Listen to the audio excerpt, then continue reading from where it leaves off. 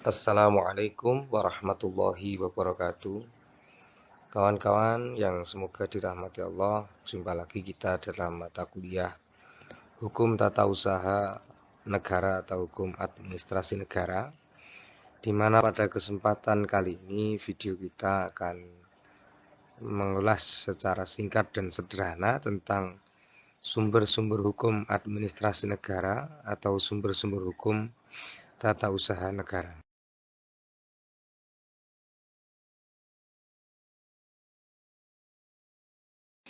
Nah, kawan-kawan, sebenarnya konsep sumber hukum atau mohon maaf, makna sumber hukum itu bisa ditinjau dari beberapa aspek, tergantung titik tekannya dari sudut pandang mana dia memaknainya. Sebagaimana disampaikan Utrecht bahwa makna sumber hukum itu bisa ditinjau dari misalnya sudut pandang ahli sejarah, ahli filsafat, ahli sosiologi, ahli ekonomi maupun ahli hukum itu sendiri. Di antara arti yang bisa kita ambil kaitannya dengan materi kita adalah bahwa yang dimaksud dengan sumber hukum itu segala sesuatu yang menimbulkan aturan hukum. Itu yang pertama. Yang kedua, bahan-bahan yang digunakan sebagai dasar oleh pengadilan dalam memutuskan perkara. Jadi, secara umum kaitannya dengan materi yang akan kita bahas nanti, makna sumber hukum adalah segala sesuatu yang menimbulkan aturan hukum atau bahan-bahan yang digunakan sebagai dasar oleh pengadilan dalam memutuskan perkara. Terkecuali daripada itu ada dua, yakni hal yang masih berkaitan dengan sumber hukum, yaitu istilah sumber pengenalan hukum yang pertama atau Ken-Brown van Hettrecht. Yang kedua adalah sumber asal nilai-nilai yang menyebabkan timbulnya aturan hukum atau Wellborn van Hettrecht. Apa yang dimaksud dengan keduanya? Yang pertama, sumber pengenalan hukum adalah sumber hukum yang mengharuskan untuk menyelidiki asal dan tempat ditemukannya hukum tersebut. Jadi, berkaitan dengan persoalan dari mana dan di mana ditemukannya hukum itu. Nah, misalnya kita sumber mata air. Dari mana mata air ini mengalir dan di mana muara mata air ini mengalirnya, atau di mana asal muasalnya air ini mengalir. Ini adalah sumber pengenalan hukum. Dari mana dan di mana ditemukannya hukum tersebut, atau Ken-Brown van Hettrecht. Yang kedua adalah sumber asal nilai, yaitu sumber hukum yang mengharuskan untuk membahas asal sumber nilai yang menyebabkan atau menjadi dasar aturan hukum. Jadi nilai-nilai apa atau nilai-nilai dari mana yang menjadikan sebuah dasar aturan hukum, atau yang disebut dengan Wellborn van Hettrecht.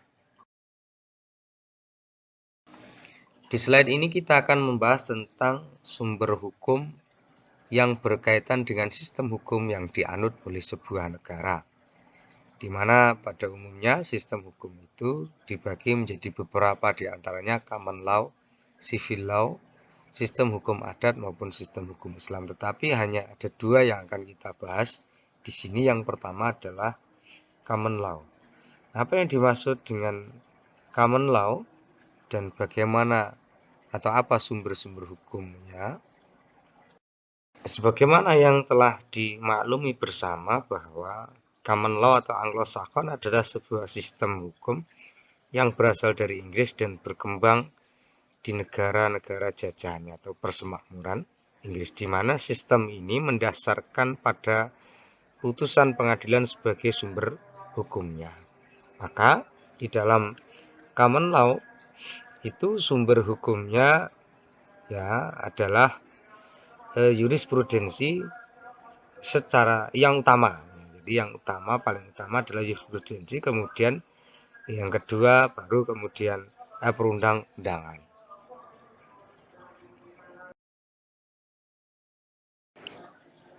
Adapun sistem hukum civil law ya, atau yang biasa dikenal dengan Eropa kontinental yang berlaku di negara-negara Eropa daratan termasuk Indonesia, berpegang kepada kodifikasi undang-undang sebagai sumber hukumnya. Oleh karenanya, di dalam sumber hukum civil law secara formil, kita akan temukan yang pertama adalah peraturan perundang-undangan. Kemudian yang kedua adalah kebiasaan-kebiasaan atau adat. Kemudian yang ketiga adalah jurisprudensi.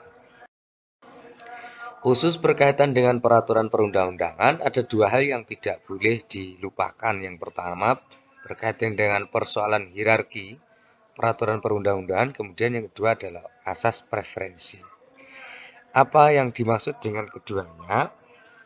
Yang dimaksud dengan hierarki di sini adalah merujuk kepada tata urutan peraturan perundang-undangan. Mana yang paling tinggi, kemudian di bawahnya ada Undang-Undang Dasar, Undang-Undang Organik, kemudian peraturan-peraturan yang berkaitan dengan undang-undang itu dan seterusnya. Artinya, tata urutan peraturan perundang-undangan yang ada di mana ia berada pada urutan yang lebih rendah secara hierarki tidak boleh bertentangan dengan isi peraturan perundang-undangan yang berada di urutan lebih tinggi hierarkinya. Nah, ini maksud daripada hierarki di sini. Kemudian yang kedua adalah berkaitan dengan asas preferensi. Asas ini merujuk kepada dua hal. Yang pertama, seandainya dalam sebuah persoalan ada peraturan yang sama, peraturan perundang-undangan yang sama, maka yang dilihat adalah atau yang digunakan adalah undang-undang yang terakhir atau yang kemudian datang atau yang datang kemudian itu menyisihkan undang-undang yang telah ada lebih dahulu. Ada lex posterior derogat legis priori. Nah, ini yang pertama. Yang kedua, jika pada suatu masa yang sama itu muncul dua peraturan perundang-undangan untuk persoalan yang sama, kemudian menimbulkan persoalan sengketa atau masalah, maka yang digunakan adalah undang-undang yang secara khusus mengatur hal itu, atau dengan istilah lain lex specialis derogat legis generalis. Kawan-kawan, saya mohon maaf sebelum saya lanjutkan karena suaranya mungkin tidak terdengar jelas atau tidak seperti biasanya. Ini saya dalam keadaan gangguan suara beberapa hari. Alhamdulillah sudah bisa digunakan untuk berkata-kata. Nah, di sini kita lanjutkan tentang sumber hukum administrasi atau tata usaha negara. Di sini ada dua hal, ada material, ada formil. Yang pertama, bahwa sumber hukum material adalah sumber hukum yang menentukan isi hukum.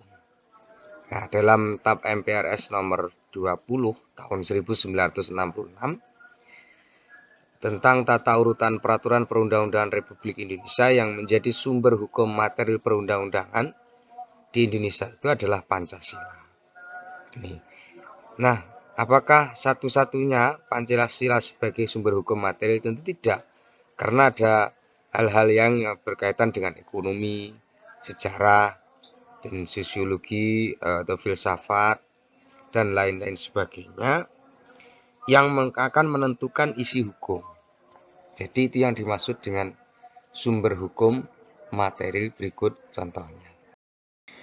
Yang kedua adalah sumber hukum formil. Apa yang dimaksud dengan sumber hukum formil? Sumber hukum formil adalah sumber hukum yang dikenal dalam bentuknya. Dalam artian, sumber hukum formil tersebut merupakan ketentuan-ketentuan hukum yang telah mempunyai bentuk formalitasnya. Jadi, mengapa dikatakan sebagai sumber hukum yang dikenal dalam bentuknya? Karena sudah mempunyai bentuk tertentu, formalitas tertentu. Apa saja yang menjadi sumber hukum tata usaha negara atau administrasi negara dari sudut pandang sumber hukum formil? Yang pertama adalah peraturan perundang-undangan. Apa yang dimaksud dengan peraturan perundang-undangan? Segala peraturan perundang-undangan yang dikeluarkan oleh mereka yang berwenang untuk mengeluarkannya. Dalam hal ini adalah pemerintah eksekutif, yudikatif, ya, atau mereka lembaga-lembaga instansi-instansi yang memiliki kewenangan. Misalnya presiden, kemudian kepala daerah, dan lain sebagainya. Ini adalah sumber hukum formil yang pertama, yaitu perundang-undangan. Yang kedua adalah kebiasaan. Apa maksudnya? Kebiasaan-kebiasaan yang dilakukan oleh yaitu mereka yang mempunyai kewenangan untuk menciptakan sebuah aturan hukum, kemudian kebiasaan itu menjadi sebuah hal yang dianggap lazim.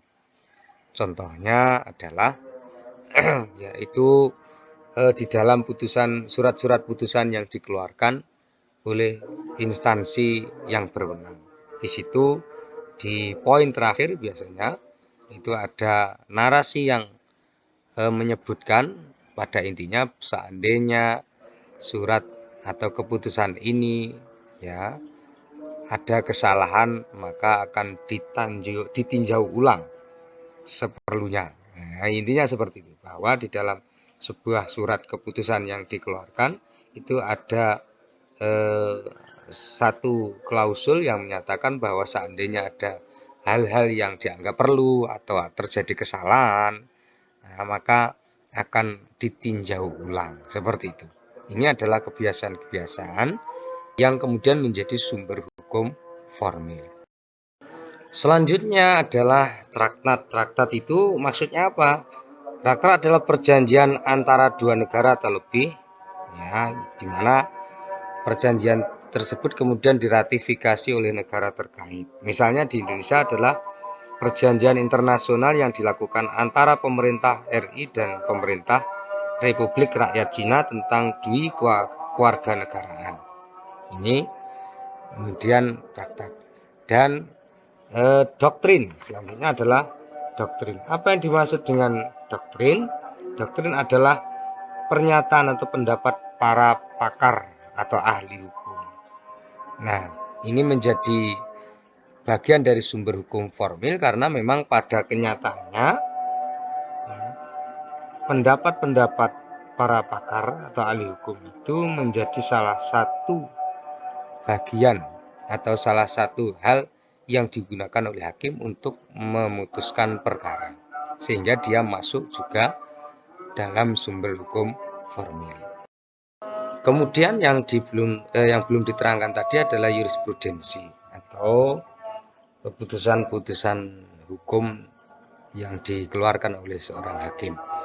Ini menjadi bagian dari sumber hukum formil, yaitu tata usaha negara atau administrasi, hukum administrasi negara. Nah, demikian kawan-kawan yang semoga dirahmati Allah, sekilas secara singkat dan sederhana pembahasan kita terkait tentang sumber hukum administrasi negara atau hukum tata usaha negara.